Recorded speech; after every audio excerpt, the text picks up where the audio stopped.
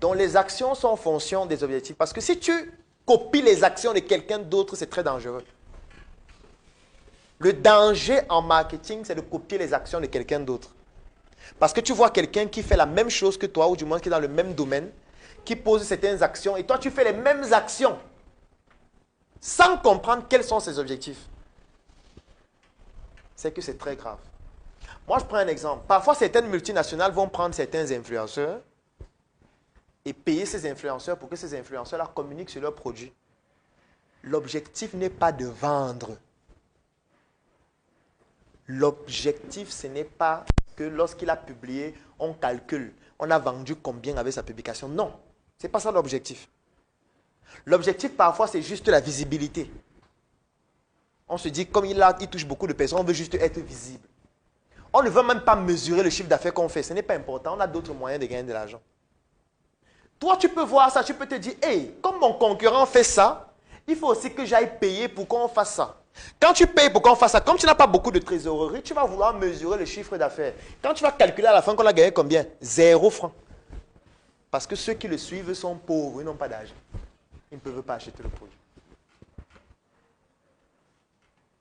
Donc tu vois que voilà deux actions qu'on vient de poser.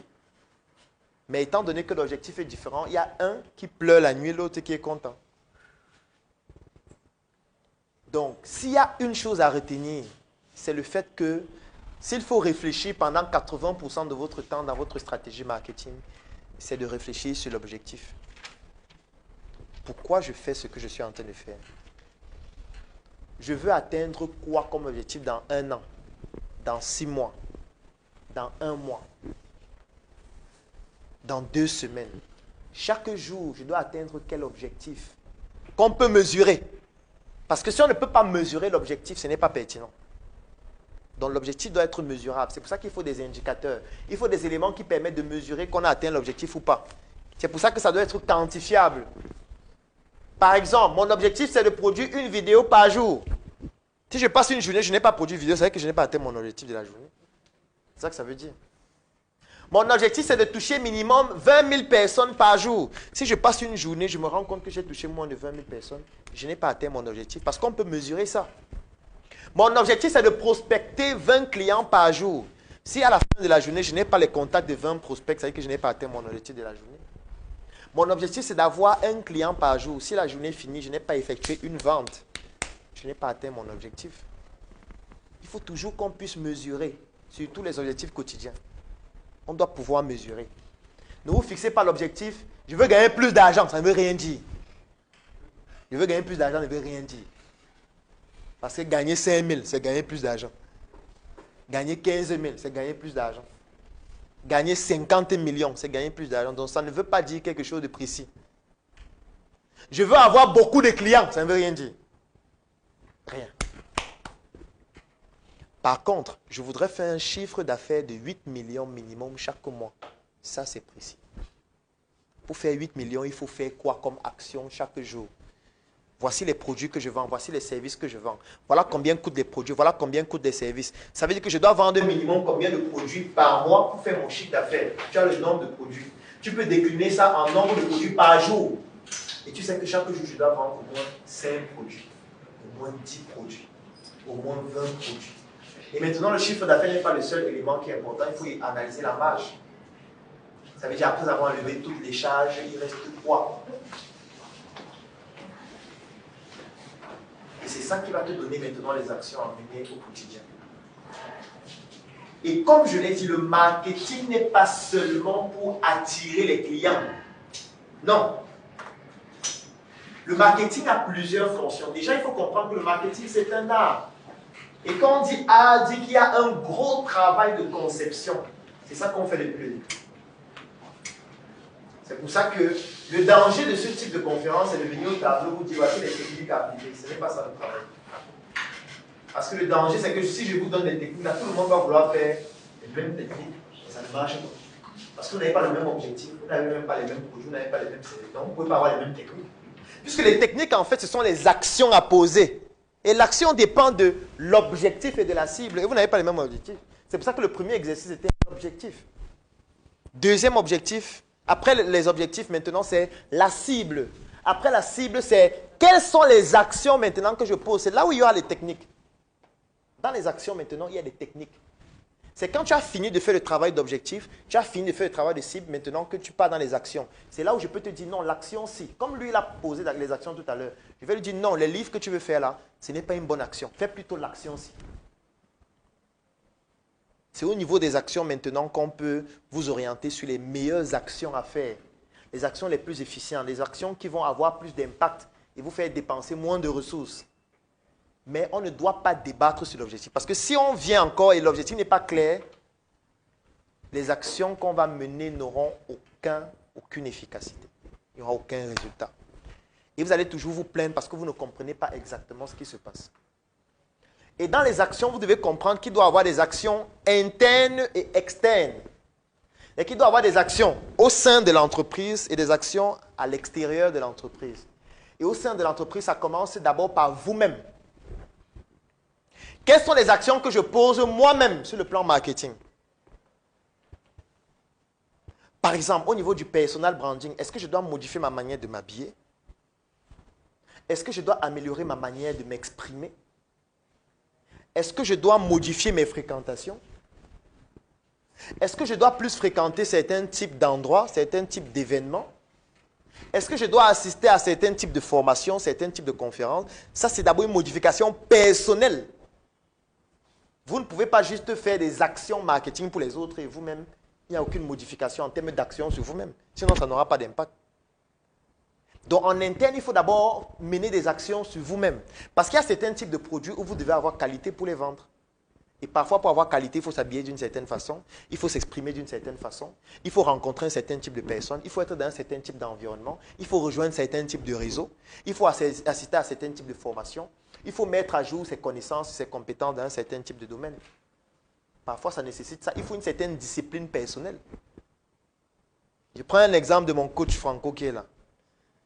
Si par exemple, le coach Franco veut vous accompagner sur le plan du fitness, sur le plan de votre nutrition, et vous voyez le coach Franco obèse, est-ce que ça marche? Ça ne marche pas. Ça ne peut pas marcher.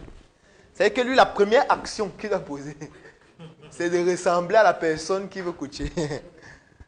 Donc, en fait, il doit tout faire pour que la personne qui veut coacher se dise « Moi, je vais être comme coach Franco. Vraiment, c'est un gars, il est magnifique. »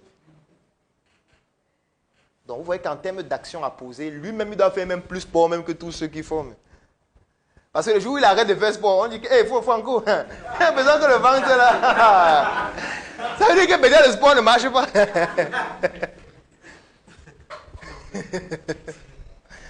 Donc, lui-même, il doit être discipliné d'abord personnellement.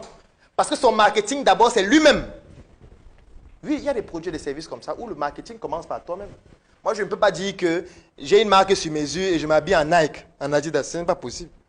Sauf si c'est un produit qu'on ne peut pas faire pour le moment. Et sinon, il faut absolument que tu incarnes ça. Sinon, c'est trop grave. Donc, les actions à poser, sont d'abord en interne sur vous-même. Ensuite, sont au niveau de vos équipes. Est-ce qu'il faut former mes équipes dans les actions? Parce que l'avantage de l'objectif, c'est que ça vous permet de faire des projections sur le long terme. C'est pour ça que je disais toujours, quand quelqu'un venait devant, quel est ton objectif général? Parce que l'avantage de l'objectif général, c'est que c'est forcément un objectif sur le long terme. Parce que les objectifs spécifiques peuvent être restreints par mois, sur 6 mois, sur 1 an. Mais l'objectif général, il est forcément toujours grand. Lui, il avait un bon objectif général, mais c'était encore trop grand. C'était peut-être sur 50 ans ou 100 ans. C'est trop grand. C'est le type d'objectif qu'on a quand on a des entreprises de la taille de Google. Et là, on peut avoir les objectifs sur 75 ans, 100 ans. Mais lui, il doit avoir les objectifs pour se nourrir, pour se vêtir, pour pouvoir couvrir au moins l'environnement dans lequel il est. C'est-à-dire, par exemple, un quartier de Douala, ou tout Douala. Son objectif spécifique peut être que, à Aqua, tous les chantiers de Aqua, je dois être là. Dans maximum 1 mois ou 2 mois, je dois être dans tous les chantiers qu'il y a à Aqua. Il ne doit pas avoir un chantier à Aqua, où ce n'est pas moi qui fais le travail dans les remontées capillaires. C'est un objectif qui est plus précis. C'est-à-dire que chaque jour, tu vas avoir non seulement des personnes qui vont te donner des informations sur les chantiers qui sont en cours, et toi-même, tu vas faire le tour des chantiers. Tu vas prospecter. Tu vas essayer de convaincre les gens. Tu vas faire des guérillas sur toutes les personnes qui font des chantiers à Aqua. Quand tu auras fini avec Aqua, tu vas dire, maintenant je m'en vais peut-être à, je ne sais pas, à Bonapriso ou à Bonanjo. Tu ne peux pas seulement dire que Douala, c'est trop vague. Douala est trop grand. Parce que si tu dis Douala, ça veut dire qu'il y a les jours où tu seras à Aqua. Après les jours où tu vas aller à Bonabéry. Après les jours où tu vas venir à Bonapriso. Après les jours où tu pars à Bonanjo. Tu es en train d'aller dans tous les sens. Tu es en train d'aller dans tous les sens et tu dépenses plus. Tu dépenses plus de ressources pour rien. La question que tu dois te poser, c'est à quoi? À Douala, quels sont les quartiers où j'ai plus de probabilité de gagner des marchés plus intéressants? Dès que tu identifies ces quartiers, tu commences par un. Tu dis que je vais prendre rien que ce quartier-ci pendant 6 mois. Je suis seulement dans le quartier-ci. Il faut que dans le quartier-ci, tout le monde me connaît. Tous ceux qui font des chantiers dans le quartier-ci doivent me connaître. Je serai partout. Je vais saturer. Et quand les gens vont te connaître dans ce chantier-là dans ce quartier-là pendant 1 mois, 2 mois, 3 mois, 6 mois, quand tu vas dans un autre quartier, les gens disent, ah, c'est toi qui as quoi, qui fait machin et tout ça. J'offre 3 mois d'accompagnement sur mesure gratuitement à tous les membres de la Startup Academy.